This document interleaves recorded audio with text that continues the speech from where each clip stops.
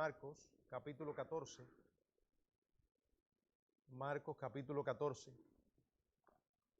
Los versos del 53 al 65. Marcos 14, del 53 al 65. Dice la palabra del Señor: trajeron pues a Jesús al sumo sacerdote, y se reunieron todos los principales sacerdotes y los ancianos y los escribas. Y Pedro le siguió de lejos hasta dentro del patio del sumo sacerdote, y estaba sentado con los alguaciles, calentándose al fuego. Y los principales sacerdotes y todo el concilio buscaban testimonio contra Jesús para entregarle a la muerte, pero no lo hallaban, porque muchos decían falso testimonio contra él, mas sus testimonios no concordaban.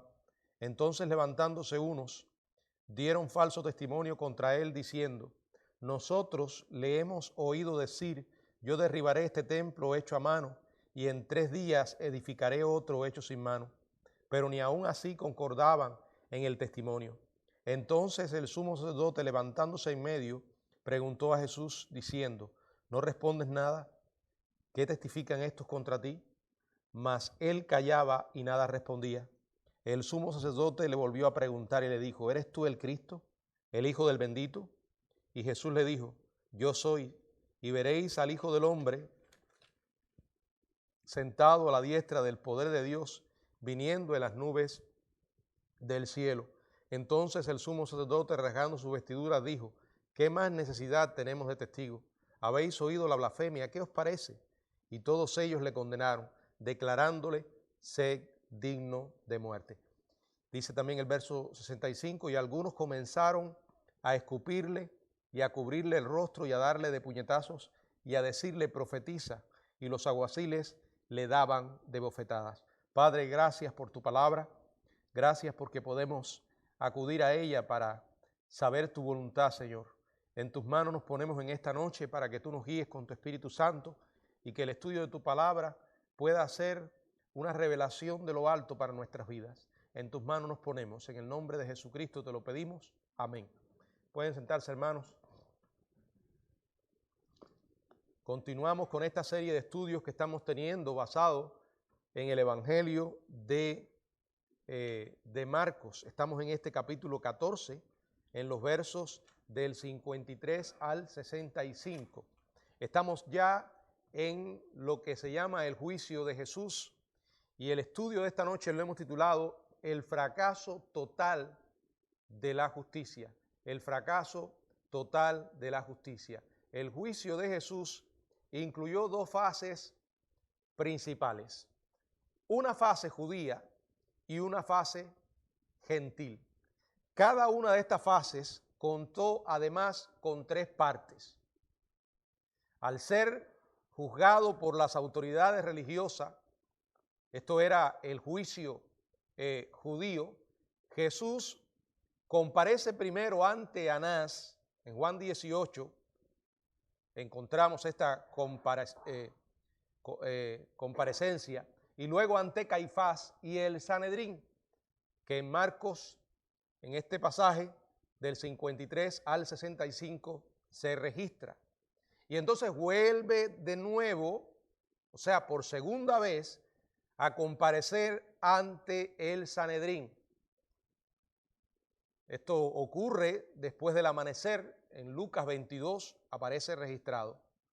De ahí fue enviado a las autoridades seculares, y es cuando se produce el juicio romano, donde comparece primero ante Pilato, Marcos 15, luego ante Herodes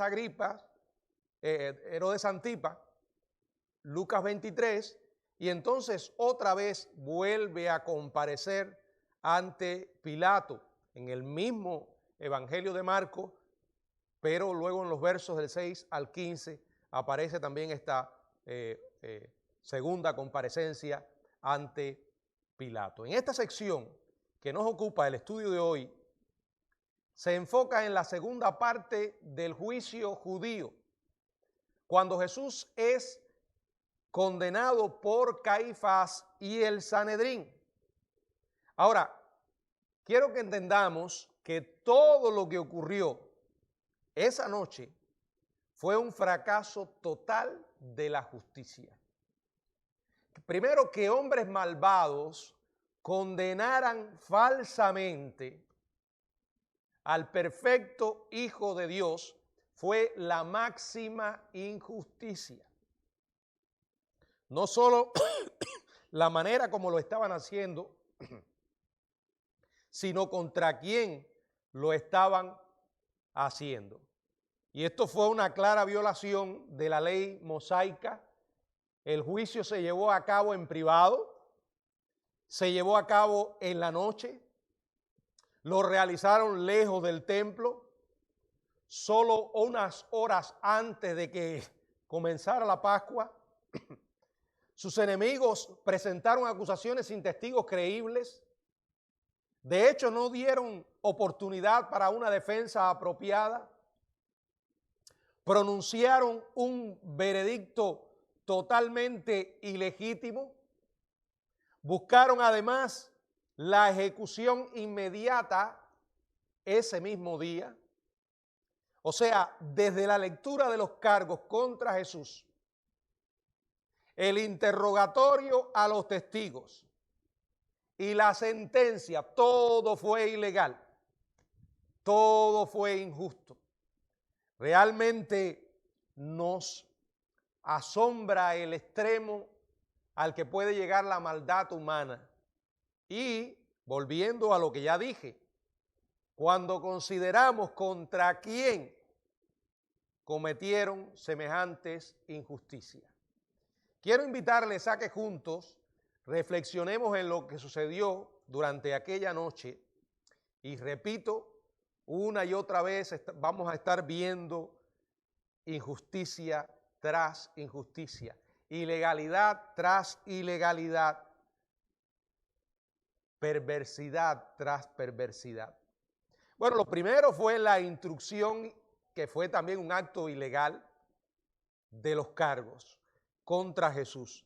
En Marcos 14, versos 53 y 54, si alguien puede leerlo, por favor. Marcos 14, 53 y 54.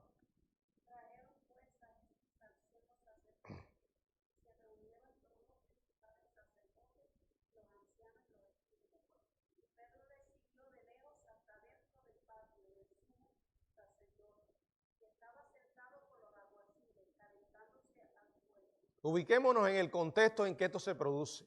¿Recuerdan el estudio anterior donde estuvimos viendo cuando Jesús es arrestado en el huerto? Los discípulos que huyen, el joven en que escapa desnudo.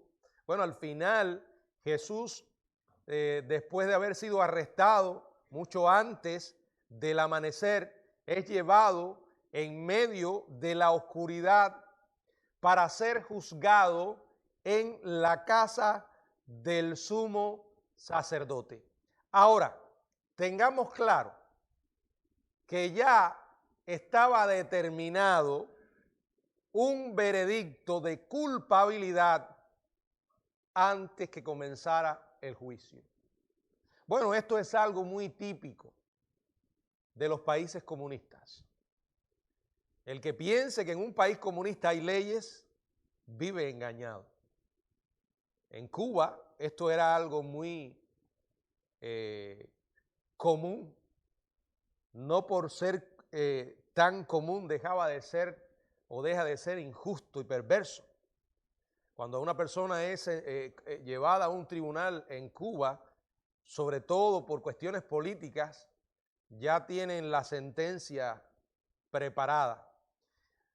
Contra Jesús fue algo similar. Ya habían determinado, número uno, matarle.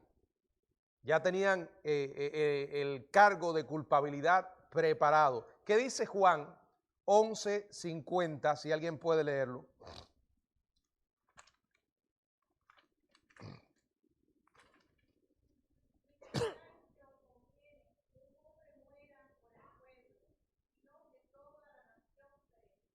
O sea, ya ellos habían determinado que Jesús debía morir y harían lo que tuvieran que hacer para cumplir ese objetivo. O sea, todo el procedimiento que se está realizando aquí o que comienza era una simple formalidad. Era más bien todo un teatro, un circo, en lo que se reunieron todos los principales sacerdotes y los ancianos y los escribas.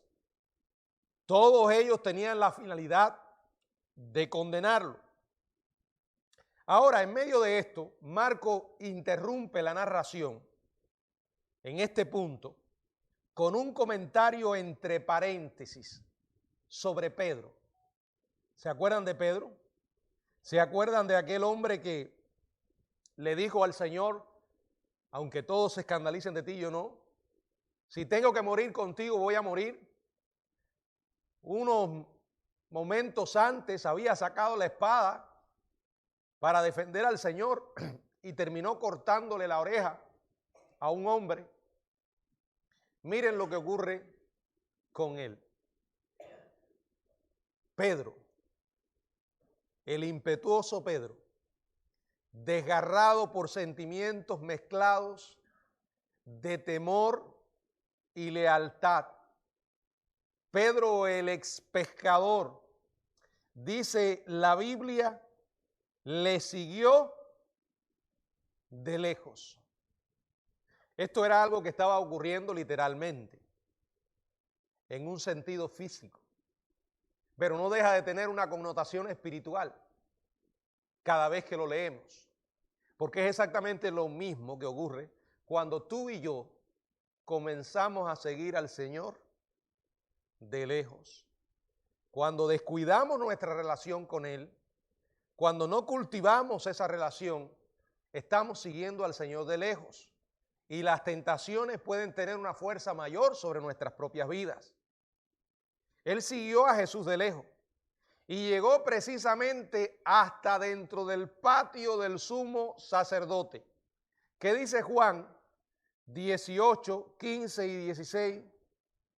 Juan 18, 15 y 16.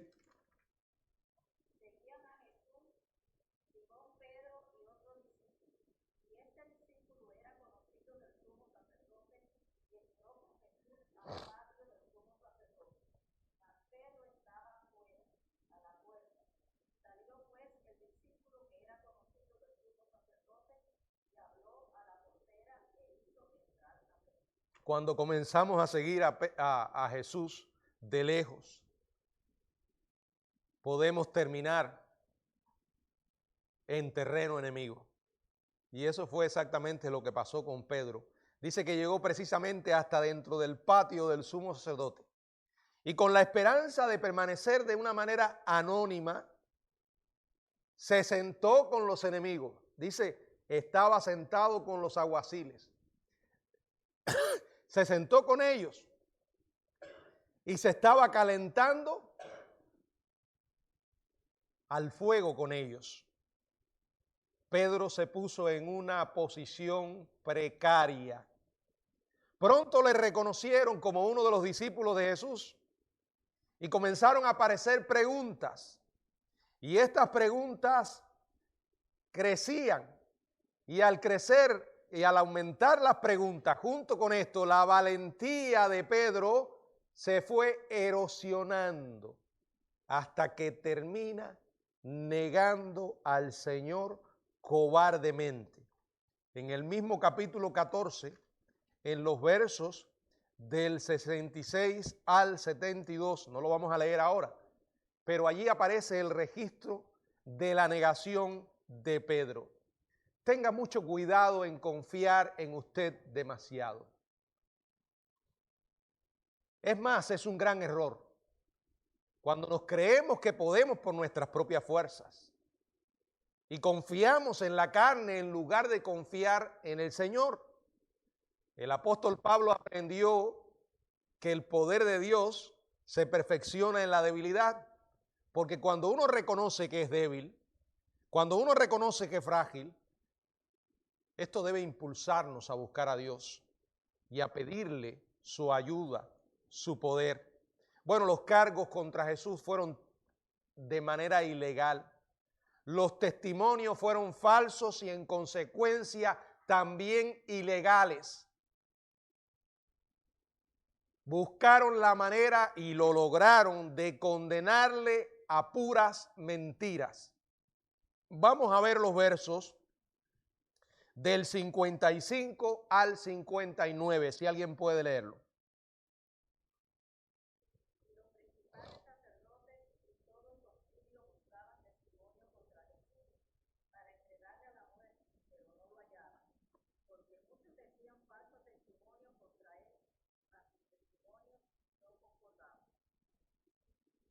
Sigue hasta el 59. Entonces, levantándose unos, dieron un falso testimonio contra él, diciendo: nosotros le hemos oído decir, yo derribaré este templo hecho a mano, y en 3 días edificaré otro hecho sin mano. Pero ni aún así concordaban con el testimonio. Bueno, al no haber podido incriminar a Jesús, Anás lo envía a la casa de Caifás, donde todo el Sanedrín estaba reunido. Aún no se había hecho ninguna acusación oficial contra él. A sabiendas de que debían acusarle antes de poder condenarle, dice la Biblia que los principales sacerdotes y todo el concilio buscaban testimonio contra Jesús para entregarle a muerte. O sea, la Biblia nos está hablando de la intención que ellos tenían. Que los testimonios, no importa la manera en que los consiguieran ni lo que dijera, el objetivo no iba a cambiar. Marcos tal vez destacó a los principales sacerdotes porque estos eran, de hecho, los mayores instigadores en el caso contra Jesús, llevando a todo el concilio en ese intento de condenarle y de matarle. Miren, según la ley judía, el Sanedrín no tenía permitido iniciar acusaciones. Solo podían investigar, adjudicar los casos que se les presentaban. Sin embargo, observen, en este juicio a Jesús, los miembros del concilio actuaron ilegalmente como fiscales, tratando de encontrar algún motivo para acusarle. Y aún así, ¿qué dice la Biblia? Que no lo hallaban. A pesar de que muchos, y estos muchos, estaban preparados también por los enemigos de Jesús y decían falso testimonio contra él. O sea, ellos estaban dispuestos a mentir para fabricar un delito capital. ¿Qué dice Mateo 26, 59?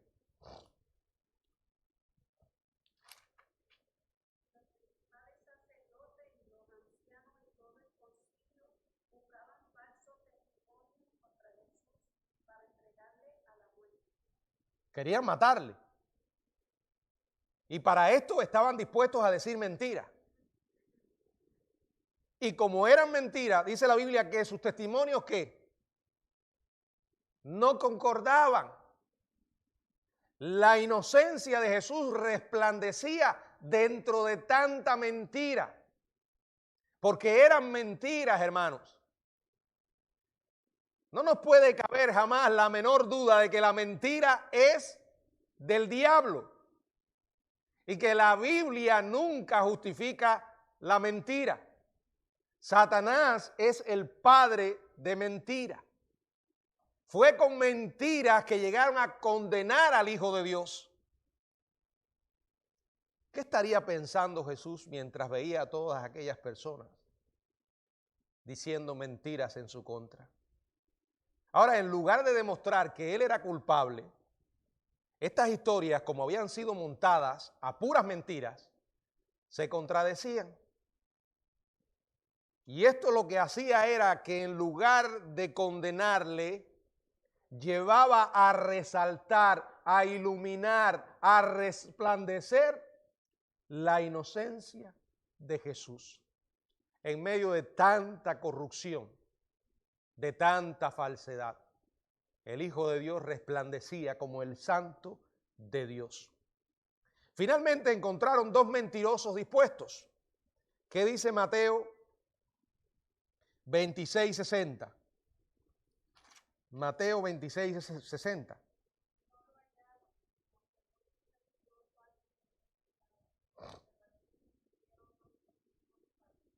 Y la Biblia lo aclara, testigos falsos, que levantándose, dice aquí Marcos, dieron falso testimonio contra él diciendo, nosotros le hemos oído decir, yo derribaré este templo hecho a mano y en 3 días edificaré otro hecho sin mano. Yo les pregunto, ¿había algo de verdad en esto? Jesús había dicho algo que se pudiera parecer un poquito a esto.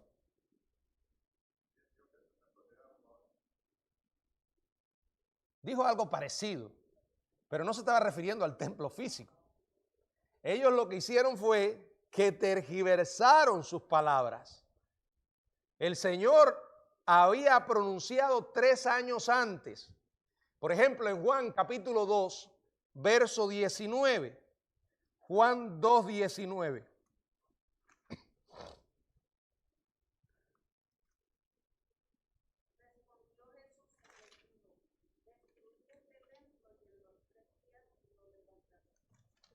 ¿De qué estaba hablando él cuando habló del templo? De su propio cuerpo. Estaba hablando de que moriría y que al 3er día se levantaría entre los muertos. Estos testigos falsos afirmaron que Jesús amenazó destruir el templo actual. Desde luego que el Señor no se estaba refiriendo a eso, ya lo dijimos, sino a su cuerpo. Todo era una tergiversación. Y así a veces funciona la mentira. La gente toma algo, una dosis muy pequeña de verdad, y la retuerce, la deforma, convirtiéndola en mucho más peligrosa. Y esto es exactamente lo que habían hecho con Jesús. Pero ni aún así, dice la Biblia, concordaban en el testimonio.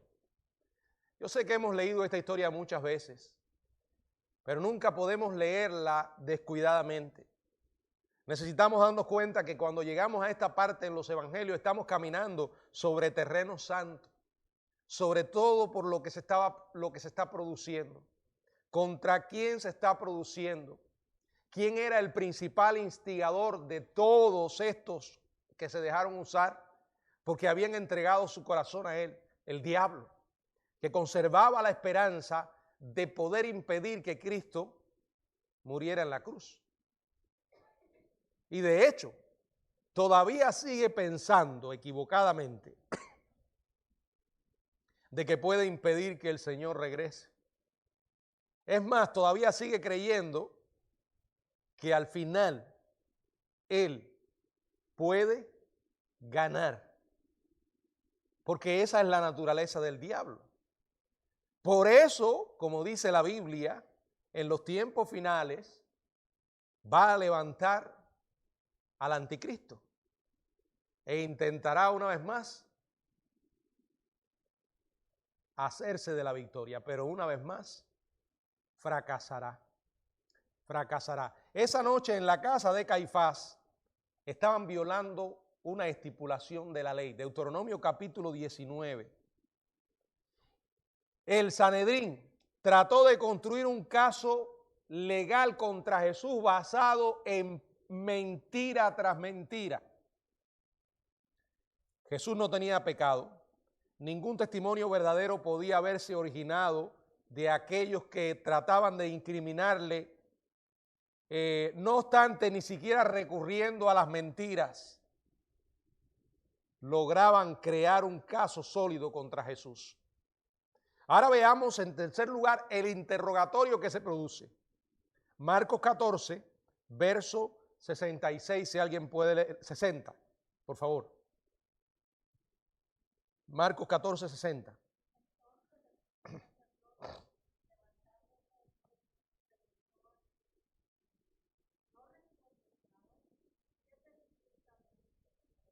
Y miren lo que dice el 61, la primera parte.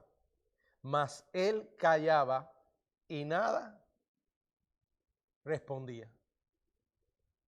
Callaba y nada respondía. Caifás, viendo que la situación se les escapaba de las manos en el sentido de que las mentiras eran tan evidentes, de súbito ataca a Jesús, se levanta y le pregunta, ¿no respondes nada? ¿Qué testifican estos contra ti? Bueno, pienso que la intención que había en el corazón de este hombre era que Jesús dijera algo para que él pudiera usarlo en ese momento. Pero Jesús, como el Cordero de Dios, santo e inocente, no se tomó el trabajo de hablar. Dice la palabra que él callaba y nada respondía. Imagínate tú en el lugar de Jesús. Si a veces, cuando nos convertimos en víctima de una mentira, nos hierve la sangre. Que alguien nos venga a acusar y nos venga a acusar de una mentira, eso es algo que va en contra de la naturaleza humana. Cualquier otro ser humano, en el lugar de Jesús, no se habría quedado callado. Habría intentado una y otra vez de defender su inocencia. Pero aquí hay silencio. El silencio de la integridad, de la inocencia, de la majestuosa tranquilidad del Hijo de Dios. Él se negó a darle a esos burlescos procedimientos alguna apariencia de legitimidad. Además, el Señor conocía las palabras de Isaías 53:7, ¿qué dice? Isaías 53:7, si alguien puede leerlo.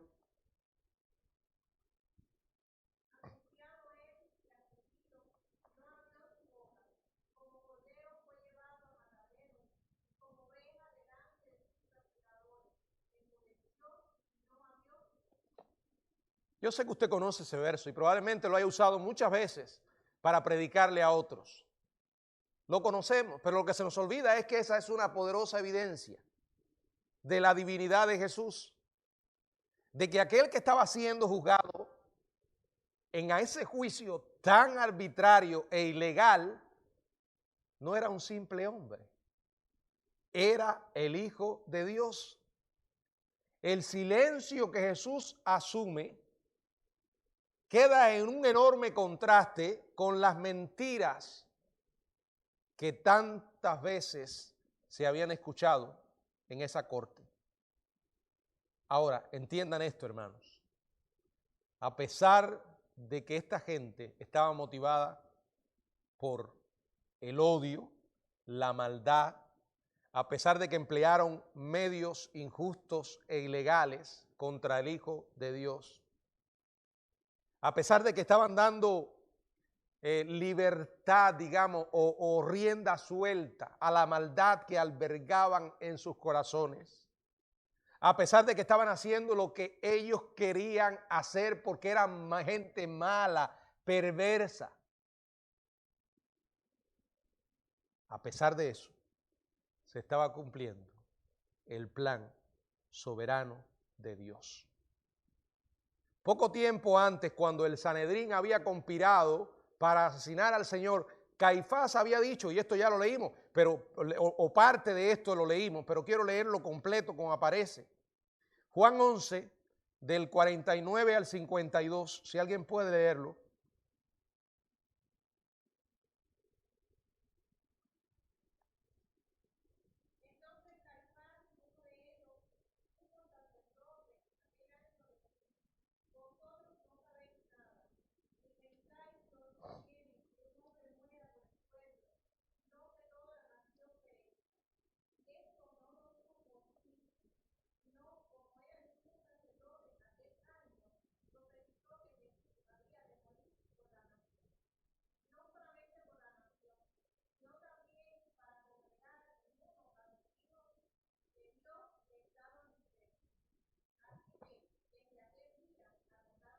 Miren, yo sé que nosotros no podemos explicar esto. Simplemente tenemos que aceptarlo. Dios convirtió las malignas palabras de Caifás, palabras que salieron de su corazón con una motivación perversa, en una profecía acerca de la naturaleza sustitutiva de Jesús. O sea, Jesús muriendo en lugar de los pecadores. Ellos hicieron todo lo que quisieron para hacer sufrir a Jesús, para llevarle a la muerte. Sin embargo, Dios permitió todo esto para cumplir su plan eterno de salvación. Ahora veamos en cuarto lugar que también la sentencia fue ilegal. Miren lo que dice el verso 61, la segunda parte. El sumo sacerdote le volvió a preguntar y le dijo, ¿eres tú el Cristo, el Hijo del bendito? Y luego dice en los versos del 62 al 65, y Jesús le dijo, yo soy, y veréis al Hijo del Hombre sentado a la diestra del poder de Dios, viniendo en las nubes del cielo. Entonces el sumo sacerdote, rasgando su vestidura, dijo, ¿qué más necesidad tenemos de testigos? ¿Habéis oído la blasfemia? ¿Qué os parece? Y todos ellos le condenaron, declarándole ser digno de muerte. Primero, este hombre estaba furioso porque Jesús estaba en silencio, pero continuó atacándole con más preguntas para acusarle. Le vuelve a preguntar, ¿eres tú el Cristo, el Hijo del bendito? Bueno, el bendito era una referencia al Dios Padre.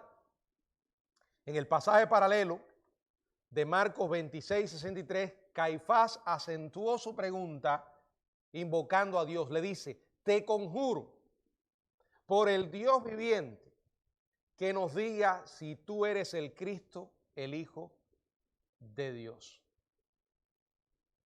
El Señor sabía lo que estaba ocurriendo, pero en lugar de esquivar el tema o permanecer en silencio, responde a esta pregunta con una declaración tanto de su condición de Mesías como de su deidad.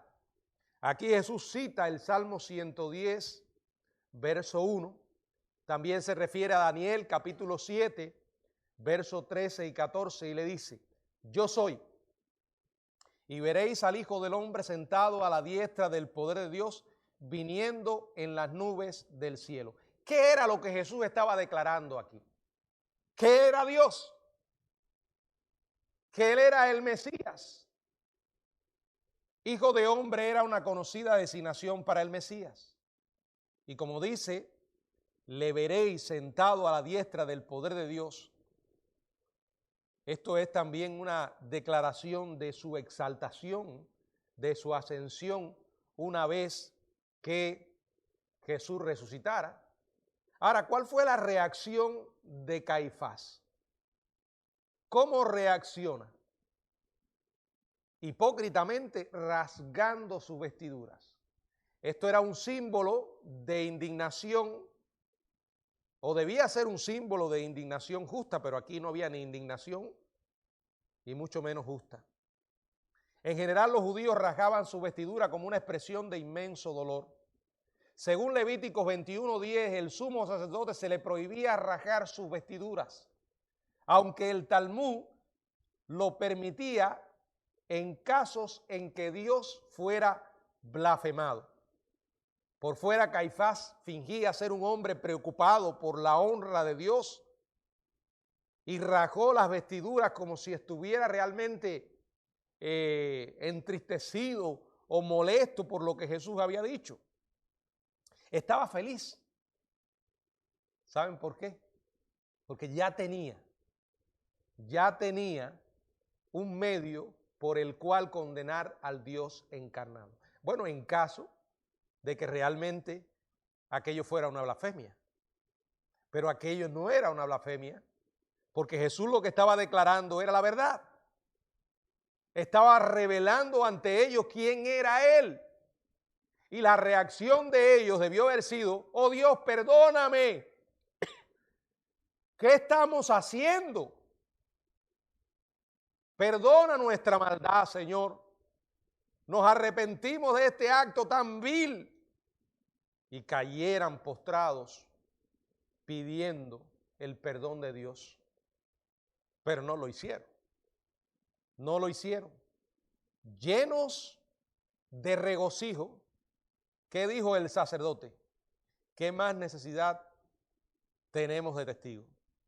O sea, el caso ya estaba cerrado y el veredicto determinado. No hacían falta más testigos.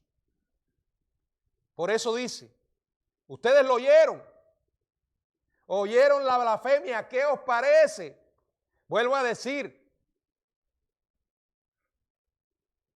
si realmente Jesús no era quien decía ser, aquello era una blasfemia. Pero siendo quien era, no tenía sentido semejante acusación. El Antiguo Testamento identificaba blasfemia como un desafiante, como una desafiante irreverencia a Dios. La enseñanza era, el que blasfeme el nombre de Jehová debe morir. Que un simple hombre reclamara igualdad con Dios era justamente una blasfemia. ¿Qué dice Juan 5:18? Juan 5:18, ¿qué dice?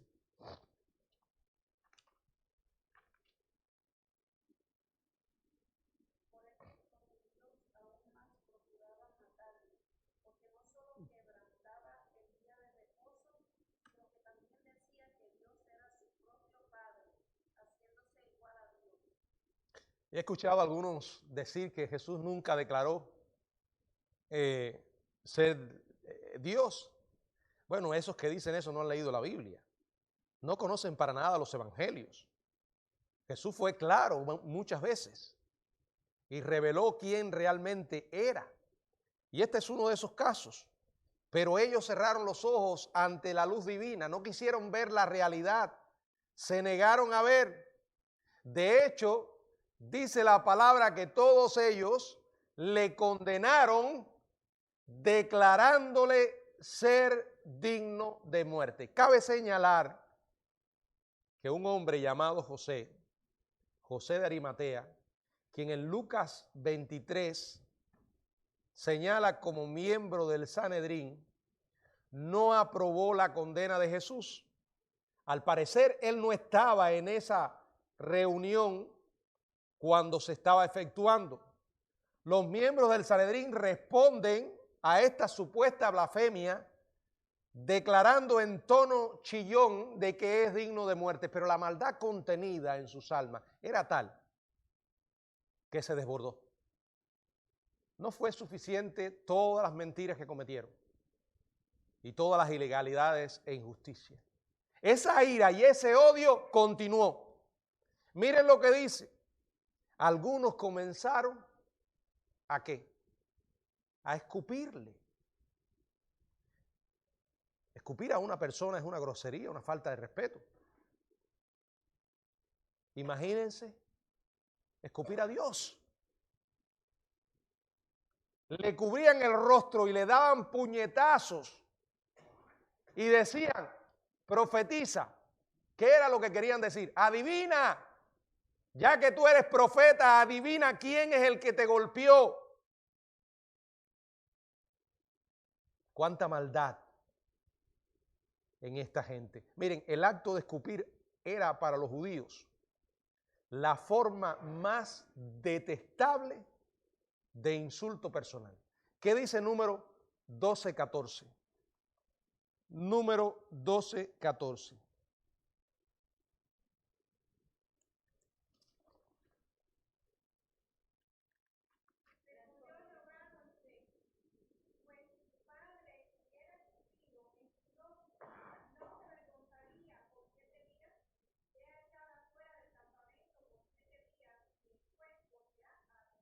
Ahora miren el otro pasaje, Deuteronomio 25:9.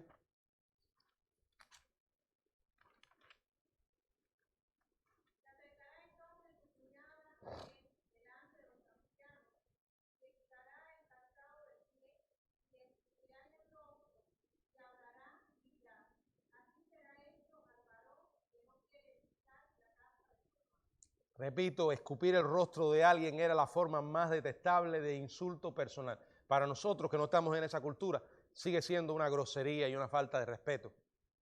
Y creo que serían pocos los que permanezcan impasibles ante un insulto de ese tipo.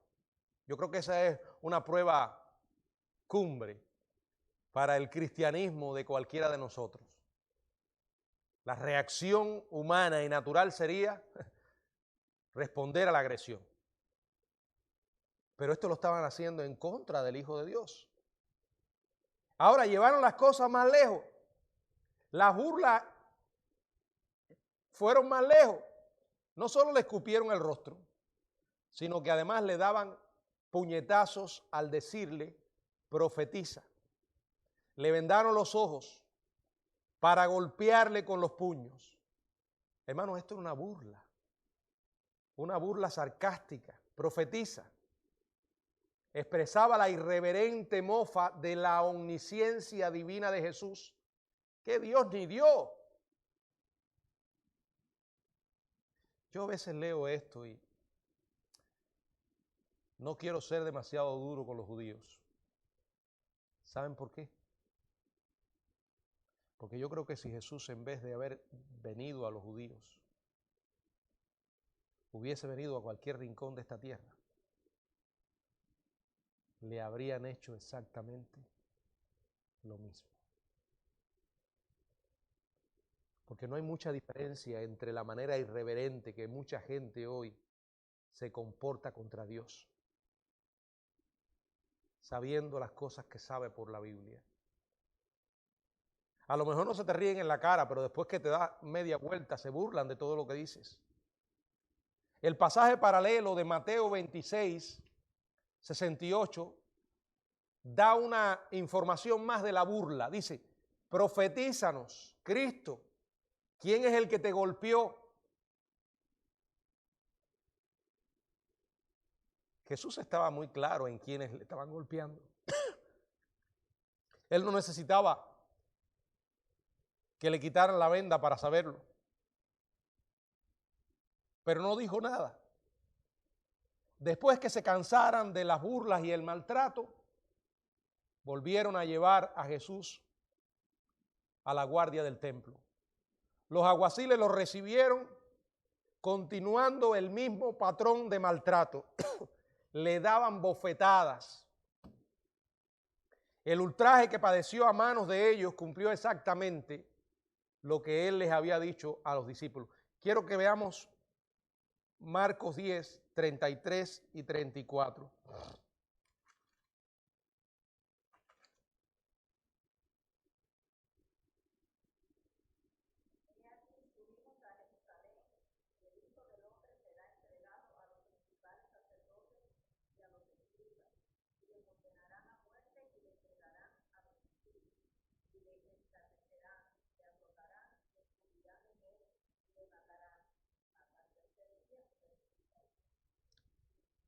Jesús sabía todo lo que iba a ocurrir, y así ocurrió.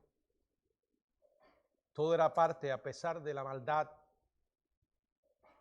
parte del plan de Dios para salvarnos.